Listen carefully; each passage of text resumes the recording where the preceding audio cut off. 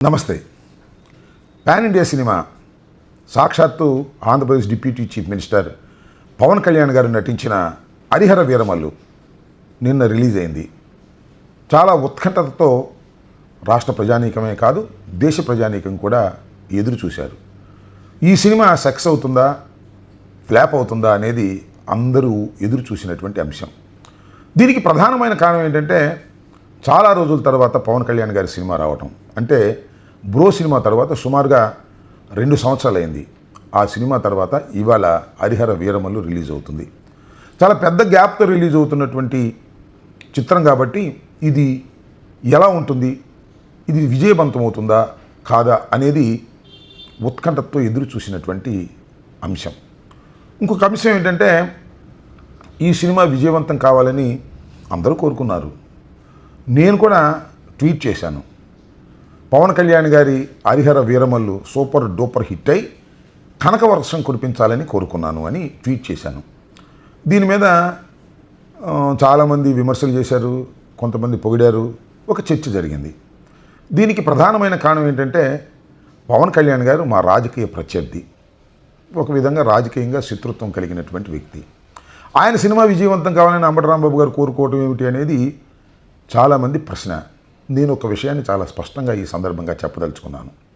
చిరంజీవి గారి ఫ్యామిలీ అంటే మాకు కాస్త గౌరవం. కారణం ఏంటంటే, చిన్న స్థాయి నుంచి కష్టపడి పైకొచ్చి తెలుగు చలనచిత్ర సీమలో ఒక అగ్రశ్రేణి నటులుగా వారు గుర్తింపు పొందారు. ముఖ్యంగా చిరంజీవి గారు వారు మరింత పైకి వెళ్ళాలని, మరింత విజయాలు సాధించాలని మేము కోరుకోవటం అనేది మాకున్నటువంటి లక్షణం. ఆ క్రమంలోనే పవన్ కళ్యాణ్ గారి సినిమా కూడా అద్భుతంగా ఆడాలని ఇప్పుడే కాదు ఎప్పుడూ కోరుకుంటూ వచ్చాం. ఈసారి ప్రత్యేకంగా ట్వీట్ చేయడానికి గల కారణం ఏమిటంటే, ఆ సినిమా 2020లో ప్రారంభమైంది. చాలా గ్యాప్ తర్వాత రిలీజ్ అవుతుంది. ఏఎం రత్నం గారు దానిలో పెట్టుబడి పెట్టి చాలా ఇబ్బందులకు గురయ్యారు. పవన్ కళ్యాణ్ గారు ఖాళీ లేక కాల్ షీట్లు ఇవ్వక చిత్రం సకాలంలో పూర్తి కాలేదు. 20 నుంచి 25 వరకు 5 సంవత్సరాల పాటు ఆ సినిమా రిలీజ్ కాకోకుండా ఉండిపోయింది. అందువల్ల అవుట్డేట్ అయిపోతుందనేటువంటి భయం కూడా చాలామందిలో ఉంది. ఏఎం రత్నం గారు ముందుగా ఈ చిత్రాన్ని క్రిష్కి డైరెక్టర్గా ఇచ్చారు. ఆయన కూడా 5 సంవత్సరాలు అయ్యేసరికి ఉండలేక వెళ్ళిపోయాడు. చివరికి జ్యోతికృష్ణ అని వాళ్ళ అబ్బాయి, ఆయన కూడా డైరెక్టరే, ఆయన చేత డైరెక్ట్ చేయించుకుని ఎట్టకేలకు చివరకు సినిమా రిలీజ్ చేసుకున్నారు. ఈ సందర్భంగా నేను గతంలో ఒక వీడియో కూడా చేశాను. పవన్ కళ్యాణ్ గారు రాజకీయ బిజీలో పడి ఉన్న చిత్రాలను పూర్తి చేయటం లేదు, అందువల్ల నిర్మాతలు తీవ్రంగా నష్టపోతున్నారు, కాబట్టి తక్షణమే మీరు పూర్తి చేయటం మంచిది అని ఒక సలహా కూడా నేను ఇవ్వటం జరిగింది. ఆ వీడియో కావాలంటే మరొకసారి చూసుకోండి.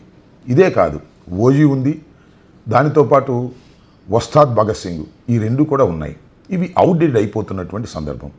ఇలాంటి క్లిష్ట పరిస్థితుల్లో ఏఎం రత్నం గారికి కనకవర్షం కురవాలని నేను కోరుకున్నాను.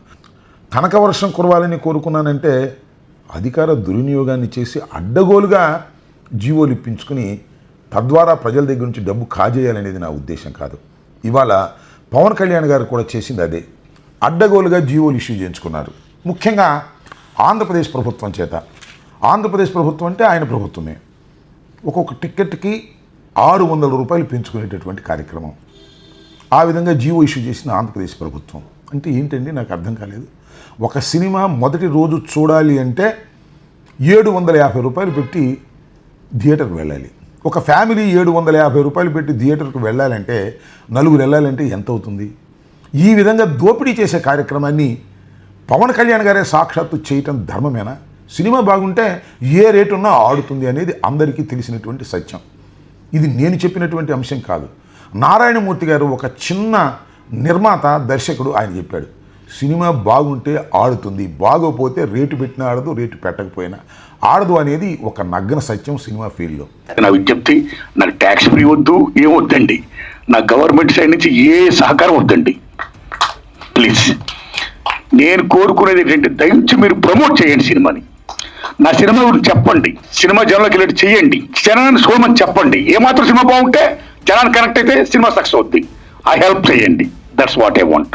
కానీ మొదటి రోజునే ప్రజల దగ్గర నుంచి డబ్బులు సక్సెస్ చేయాలి అనేటువంటి భావనతో ఇలాంటి జీవోలు ఇష్యూ చేసి అధికారాన్ని దుర్వినియోగం చేశారు పవన్ కళ్యాణ్ గారు అని అంట. ఇది తప్ప కాదు. ఒకసారి ఆలోచించండి. ముఖ్యంగా పవన్ కళ్యాణ్ గారు కూడా ఆలోచించండి. ఇంతటితో ఆగల పవన్ కళ్యాణ్ గారు రేవంత్ రెడ్డి గారి మీద కూడా ఇన్ఫ్లుయెన్స్ చేశారు. రేవంత్ రెడ్డి గారు ఒకానొక సందర్భంలో ముఖ్యంగా పుష్ప సినిమాకు జరిగినటువంటి ఒక సంఘటన సందర్భంగా శాసనసభలో వివాదం అయితే ఏ విధంగా మాట్లాడారో మీ అందరికీ తెలుసు. ఇంకా బెనిఫిషియల్ ఉండవు, టిక్కెట్లు పెంచే ప్రశ్నే ఉండదు అని సాక్షాత్తు శాసనసభలో ప్రతిజ్ఞ చేసినటువంటి ఆ రాష్ట్ర ప్రభుత్వాన్ని రేవంత్ రెడ్డి గారిని కూడా చంద్రబాబు గారి ద్వారా ఇన్ఫ్లుయెన్స్ చేసి రేట్లు పెంచేశారు. భయంకరమైన రేట్లు పెంచేటటువంటి కార్యక్రమం చేసినటువంటి విషయం మీకు తెలుసు. आज स्पेशल प्रिविलेज मांगे तो ये सरकार में नहीं मिलने वाले। मैं जब तक मैं कुर्सी में रहता हूं तब तक नहीं देता हूं। ఇలా రెండు రాష్ట్రాల్లోనూ ఏదో ఒక విధంగా ఈ సినిమా ఆడినా ఆడకపోయినా మొదటి 2 రోజుల్లోనే డబ్బంతా సక్ చేయాలనేటువంటి ఉద్దేశంతో అధికారాన్ని దుర్వినియోగం చేసి జీవోలు ఇప్పించుకున్నటువంటి పవన్ కళ్యాణ్ గారిని ఏమనాలి? ఆయన ప్రజాసేవ కోసం వచ్చాడనుకోవాలా, లేక ఈ విధంగా అధికారాన్ని దుర్వినియోగం చేయడానికి ప్రయత్నం చేస్తున్నాడని అనుకోవాలా? ఒక్కసారి ప్రజలు ఆలోచించాలని మనం చేస్తున్నాం. సరే, ఆ విషయాన్ని పక్కన పెడదాం. సినిమా ఎలా ఉంది అనేది ఇక్కడ ప్రశ్న. సినిమా అనుకున్నంత విజయాన్ని సాధించలేకపోయింది. ఒక విధంగా చెప్పాలంటే ఫ్లాప్కు అతి దగ్గరగా ఉంది. దానికి ప్రధానమైన కారణం ఈ 5 సంవత్సరాల పాటు ఆ సినిమా తీయటం, డైరెక్టర్లు మారటం. దీనివల్ల ఆ సినిమా అనుకున్న స్థాయిలో విజయం సాధించలేదు. రేట్లు పెట్టినా కనకవర్షం కురిసేటటువంటి పరిస్థితి లేకపోవటం చాలా విచారకరమైనటువంటి అంశంగా నేను ఈ సందర్భంగా చెప్పదలుచుకున్నాను. సినిమా ఆడాలని అందరం కోరుకుంటాం. ప్రధానంగా నేను మరొక్కసారి చెప్పదలుచుకున్నది ఏమిటంటే, పవన్ కళ్యాణ్ గారు మాకు రాజకీయ ప్రత్యర్థే తప్ప సినిమా ప్రత్యర్థి కాదు. వాళ్ళ సినిమాలు బాగా ఆడాలని, అద్భుతంగా వారు నటించాలని మేము కోరుకుంటాం. మరి ముఖ్యంగా చెప్పాలంటే పవన్ కళ్యాణ్ గారు కానీ, చిరంజీవి గారు కానీ అద్భుతమైన నటులే తప్ప అద్భుతమైన రాజకీయ నాయకులు కాదు అనేది ఇప్పటికీ ఎప్పటికీ నా అభిప్రాయం. రాజకీయంగా వారు అంతగా మెచ్యూరిటీ లేనటువంటి వ్యక్తులు, రాజకీయంగా వారు ప్రజల దగ్గరికి వెళ్ళలేనటువంటి మనుషులు, రాజకీయంగా విజయం సాధించలేనటువంటి వ్యక్తులు, ఎవరి కోసమో ఉపయోగపడే వ్యక్తులే తప్ప స్వయం ప్రకాశితులు కాదు అనేది ఇప్పటికీ ఎప్పటికీ నా నిశ్చిత అభిప్రాయం అని ఈ సందర్భంగా నేను చెప్పదలుచుకున్నా. ఏది ఏమైనా హరిహర వీరమల్లు విజయం సాధించకపోయినా అధికారాన్ని మాత్రం దుర్వినియోగం చేశారు పవన్ కళ్యాణ్ గారు. ఇది సరైనటువంటి విధానం కాదు, మంచి పద్ధతి అంతకంటే కాదు అని మాత్రం స్పష్టంగా చెప్పదలుచుకున్నా. ఇంకా మిగిలి ఉన్నటువంటి 2 చిత్రాలు ఓజీ, ఉస్తాద్ భగత్ సింగ్, ఈ 2 సాధ్యమైనంత తొందరలో రిలీజ్ అయ్యే విధంగా చేసి ఆ నిర్మాతల్ని సపోర్ట్ చేయండి, వారిని కాపాడండి.